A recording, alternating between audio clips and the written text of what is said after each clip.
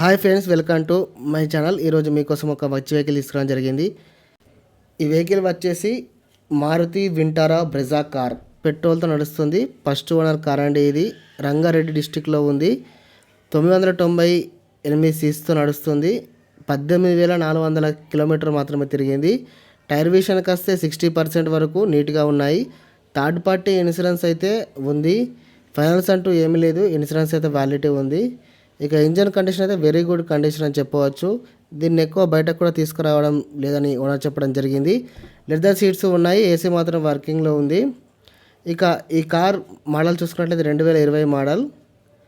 Air bags అంటూ ఉన్నాయి. Back camera, parking camera కూడా ఉంది.